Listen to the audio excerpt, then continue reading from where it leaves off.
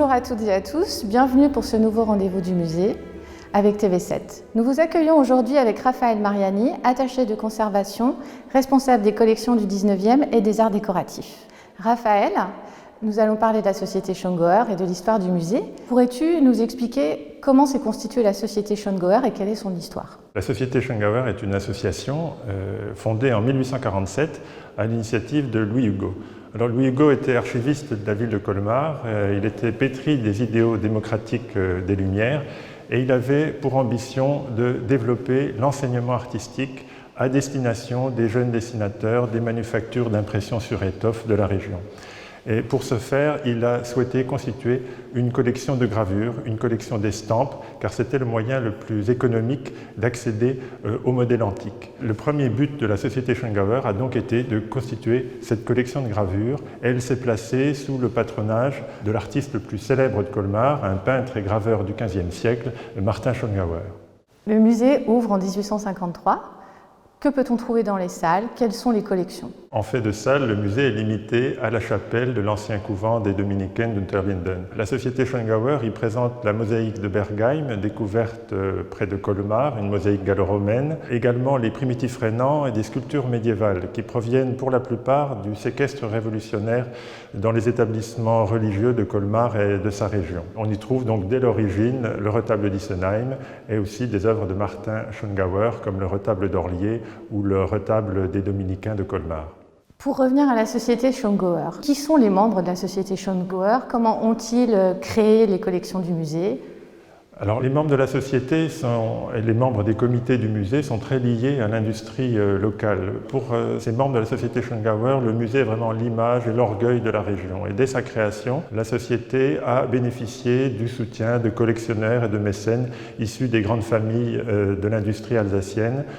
Par exemple, Engel Dollfuss, manufacturier textile à Dornach, près de Mulhouse, les Koechlin également à Mulhouse, une famille composée d'hommes politiques et d'industriels, ou encore la famille Hartmann de Münster. Donc parmi eux, il y a des collectionneurs. Est-ce qu'il y a des figures qui sont importantes, qui vont enrichir les collections du musée d'une manière un peu étonnante ou originale? Certainement, le musée va recevoir des dons et des legs pendant sa première période au XIXe siècle. On peut dire que jusqu'à la fin des années 1860, la société Schongauer achète peu. Elle se contente de recevoir les dons et legs que lui procurent ses relations au sein de la bourgeoisie. Et jusqu'au début du XXe siècle, les responsables du musée sont des collectionneurs eux-mêmes. Ils jouent un grand rôle dans les choix muséographiques et artistiques. Et leur politique d'acquisition pour le musée reflète leur goût personnel, l'état du marché de l'art, leur réseau de relations. Ils achètent donc aussi certains objets qui sont à la mode, par exemple l'orfèvrerie du XVIIe siècle, les céramiques françaises du XVIIIe siècle ou encore le mobilier Renaissance.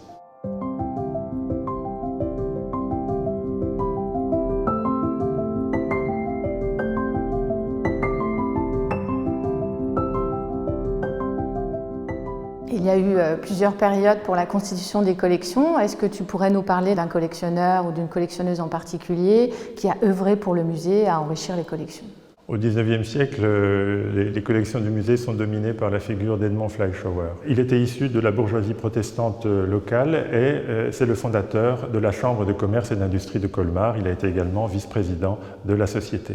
C'est le grand donateur du musée. Il lègue en 1896 à la ville de Colmar plus de 650 objets, essentiellement des armes, mais également des objets d'art et des céramiques. Edmond Fleischhauer a visité la Tour de Londres en 1838 et c'est cette visite qui lui a donné le goût des armes anciennes, épées, armures, hallebardes, pertuisanes, poires à poudre, une grande variété, une grande typologie d'objets.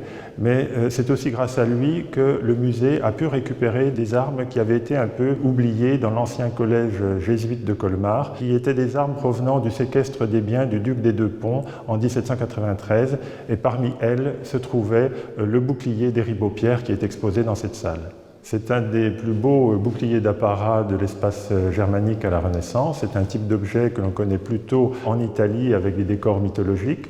Celui-ci a été fabriqué à la cour des ducs de Wurtemberg à Stuttgart vers 1590 et c'est vraiment un bouclier qui n'est pas fonctionnel mais vraiment de parade. Il est en bois, recouvert de cuir peint à l'huile et il représente 4 scènes de chasse qui se déroulent à des saisons différentes. Donc la collection s'est enrichie grâce aux colmariens au fil des années et tu as parlé de ce collectionneur, mais il y a aussi une femme, Florine Langweil. Est-ce que tu pourrais nous en dire un peu plus à son sujet ? Florine Langweil est née à Winsenheim, près de Colmar. Elle a épousé un antiquaire, Charles Langweil, qui l'a très tôt abandonné avec ses enfants et son commerce. Ce commerce, elle a décidé en 1893 de le reprendre et de le développer. La mode était au japonisme. Elle a donc orienté son magasin vers les objets d'art provenant du Japon et elle va le développer à telle enseigne qu'elle parviendra à en faire un des magasins les plus réputés de Paris dans le domaine des arts d'Extrême-Orient. À partir de 1900, elle se tourne vers les objets de la Chine, car le japonisme est déclinant. Et c'est en 1913, au fait de sa carrière, qu'elle se retire des affaires. Elle a attiré pendant près de 30 ans une clientèle prestigieuse d'hommes politiques comme Clémenceau, d'artistes, Rodin, Degas, vont faire des achats chez Florine Langweil, John Pierpont Morgan, le financier américain. Donc vraiment, elle construit une légitimité et une expertise dans ce domaine qui est reconnu internationalement. Aux côtés de Florine Langweil, il y a eu d'autres personnalités importantes qui sont très connues des colmariens. Est-ce que tu pourrais nous parler d'une autre personne ? On pense bien sûr à Jean-Jacques Valls, connu sous son nom d'illustrateur et caricaturiste Hansi, qui devient conservateur du musée à la suite de son père André Valls en 1923 et il veille aux destinées du musée jusqu'à l'après-guerre, après son retour en France, son exil de la Deuxième Guerre. Les collections du musée se sont enrichies au fil des années. Au XXe siècle, il y a eu une évolution. Qu'en est-il de l'art moderne ? On peut vraiment dater l'arrivée de l'art moderne dans les collections du musée après la Deuxième Guerre mondiale, en 1960, lorsque la Société Schongauer mène une politique volontariste d'acquisition d'œuvres modernes sous la présidence d'Alfred Betz et du vice-président de la Société Schongauer, Gérard Kahn. La première exposition d'art moderne est en 1962 consacrée aux tapisseries de Jean Lurçat.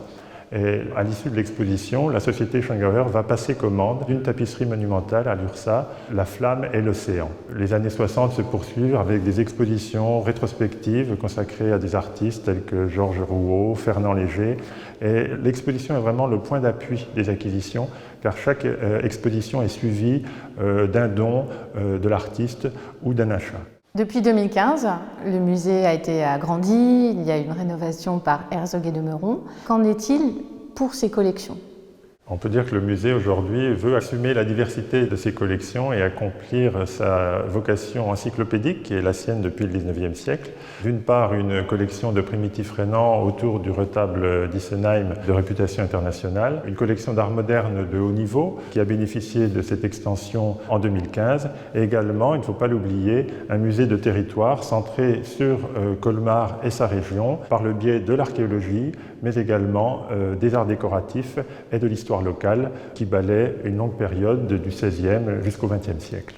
Aujourd'hui, quel est le rôle de la Société Schongauer pour le musée ?